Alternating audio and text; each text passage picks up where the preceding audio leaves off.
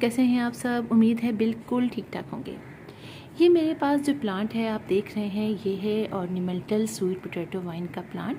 इसमें ये green colour का है और एक ये डार्क मैरून कलर का है। दोनों ही प्लांट बड़े देखने में खूबसूरत होते हैं। इसमें एक और होता है प्लांट, इसकी टाइप होती है जिसमें पान की तरह के पत्ते होते हैं, वो भी मैरून कलर का होता है।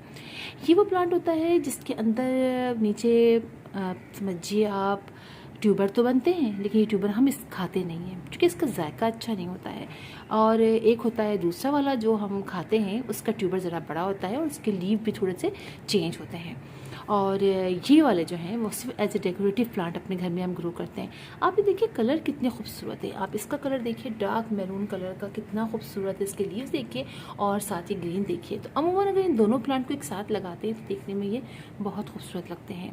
और ग्रीन वाला प्लांट तो अक्सर आपने देखा होगा कि सड़कों के किनारे पार्क्स में लगा हुआ होता है। ये वाला प्लांट जो है वो फिर भी बहुत देर धूप में डायरेक्ट सनलाइट में चल जाता है, लेकिन ये वाला प्लांट थोड़ा सा प्रॉब्लम हो जाती है उसको। लिहाजा ये प्लांट जो मैरून वाला है इसको थोड़ा सा पार्सली शेप में रखना पड़ता है। हम घर में जब लगाते हैं तो हम अपने दोनों ही प्लांट को पार्सली शेप में रखते हैं, क्योंकि बहुत ज़्यादा देर के लिए अगर हम रखते हैं प्लांट को तो उनके कलर अच्छे नहीं होते और मुरझा से जाते हैं। फिर हमें बार बार उनके ऊपर पानी का स्प्रे करना पड़ता है। लिहाजा अगर आप अपने घर में लगाइए, पॉट में लगाइए, तो ये इन दोनों ही प्लांट को पार्सली शेड में रखिए। मेरे जो ये दोनों प्लांट है पार्सली शेड में है। 2 घंटे की तकरीबन डायरेक्ट सनलाइट आती है, लेकिन वो भी छन के आती है, जिसमें इनकी ग्रोथ आप देखिए बहुत अच्छी हो रही है। और ये देखिए ये ऊपर की तरफ इसकी छोटी सी वाइन भी निकलनी शुरू हुई। और बारिश के मौसम के बाद तो सारे ही प्लांट बरसात के बाद तो बहुत ही अच्छे हो जाते हैं। लिहाजा ये प्लांट भी है बारिश के बाद बहुत ही खूबसूरत हो गया है। और इसको लगाना बहुत आसान है, कटिंग के ज़रिए भी लगाते हैं इसको। नीचे से साइड में इसकी जो प्लांट्स छोटे से निकल आते हैं उनको भी आप लगा सकते हैं, निकाल के लगा सकते हैं। यानी जो इसके समझिए बल्ब टाइप जो होते हैं ना, तो उसको भी निकाल के आप लगा सकते हैं। अच्छा ये देखिए मैं आपको दिखाऊं, चूँकि अभी बारिश हुई थी तो बारिश के बाद देखिए वैसे तो इसके तमाम ही रूट्स जो ब्रांचेस होती हैं उसके साइड में हर नोड एरिया में देखिए रूट्स निकल आती हैं। छोटी छोटी सी रूट्स हर नोड एरिया में निकली हुई होती हैं। दिखाती हूँ आपको, यहाँ पर शायद आपको दिखाई दे, ये रखिए यहाँ पर छोटी छोटी सी रूट्स निकली हुई होती हैं। लेकिन बारिश के बाद जो है आप देखिए कितनी ज़बरदस्त इनकी रूट्स निकल आई हैं। मैं आपको ये मैरून वाला दिखाती हूँ, ये देखिए आप, ये मैं इसको फोकस करती हूँ, आपको दिखाती हूँ। ये देखिए दिख रहा है आपको कुछ रूट इसकी, ये देखिए कैसे पॉट के ऊपर फैली हुई है। और पीछे भी आप देखिए, पीछे भी आप देखिए, देख रही हैं आप, ये निकल आई हैं रूट्स। तो अब बहुत ईजिली अगर हम यहाँ से इसको कट करें और ये रूट्स निकाल के लगा लें। और वैसे भी इनको लगाना बहुत आसान होता है। आप इसके जिस तरह हम दूसरे प्लांट को पानी में हम प्रोपिगेट कर लेते हैं, इस तरह जैसे कि मनी प्लांट को कर लेते हैं और कोलियस को कर लेते हैं, इस तरह इसको भी हम बहुत ईजिली पानी में प्लांट मनी प्रोपिगेट कर लेते हैं पॉट के अंदर, यानी पानी के अंदर। और फिर आप इसको ज़मीन पे लगा लीजिए, किसी पॉट में लगा लीजिए। अच्छा ये बात याद रखिए कि इसकी मिट्टी आपने बहुत अच्छी वेल्डन बनानी है। अक्सर लोगों को ये होता है कि उनके प्लांट चलते चलते ख़राब हो जाते हैं क्योंकि आपने पानी ज़्यादा दे दिया होता है और मिट्टी भी आपकी अच्छी नहीं होती है। लिहाजा आप अच्छी और वेल ड्रेन्ड सॉइल में अगर उसको लगाएंगे तो कभी आपका प्लांट ख़राब नहीं होगा। और इसकी कटिंग से कटिंग आप लगाते चले जाइए, पता वरना होता क्या है, अगर एक प्लांट आपका ख़राब जाता है तो फिर आपको दूसरा प्लांट ही ख़त्म हो गया आपका। अगर आप कटिंग लगाते रहेंगे तो फिर आपके एक के बाद एक प्लांट तैयार होते रहेंगे और फिर अगर प्लांट ख़राब भी हो गया तो कोई प्रॉब्लम नहीं होगी। अच्छा दूसरी बात ये कि मिट्टी की बात की तो बहुत अच्छी वेल्डन सॉइल बनानी है और पानी आपने उसी वक्त देना है जब आप देखें कि इसके अंदर जो है पानी ख़त्म हो गया है, मिट्टी जो है वो हल्की से ड्राई की तरफ चली गई है, ड्राई हो गई है, तो आप पानी डालिए। अगर आपने थोड़ी सी ओवर वाटरिंग कर दी इस प्लांट को तो फ़ौरन ही ये प्लांट ख़राब हो जाता है। मेरा एक प्लांट ऐसे ख़राब हो चुका है, पहले ग्रीन वाला, थोड़ी सी ज़्यादा ओवर वाटरिंग कर दी थी मैंने तो उसकी वजह से ख़राब हो गया। लिहाजा पानी का बहुत ख्याल रखना है आपने। बिल्कुल जब लगे आपको कि पानी है तो आपने बिल्कुल पानी नहीं डालना है, थोड़ा सा ड्राई हो जाए तो पानी डालिएगा।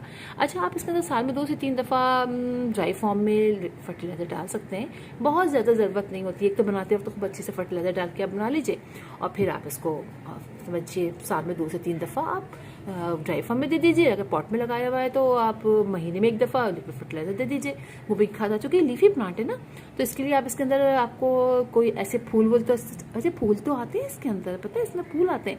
मैंने भी पिछली वीडियो बनाई थी, जो मैरून वाला मेरा ये मैरून वाला प्लांट था, इसके अंदर इसी तरह का प्लांट था, उसके अंदर फ्लावरिंग होती है, हल्के पर्पल रंग की फ्लावरिंग होती है। कोई बहुत खूबसूरत तो नहीं कहेंगे फ्लावर्स को, लेकिन फिर भी वो देखने में अच्छे लगते हैं, तो उसमें फ्लावरिंग भी होती है। प्लांट थोड़ा सा जब बड़ा हो जाता है तो फ्लावरिंग होती है।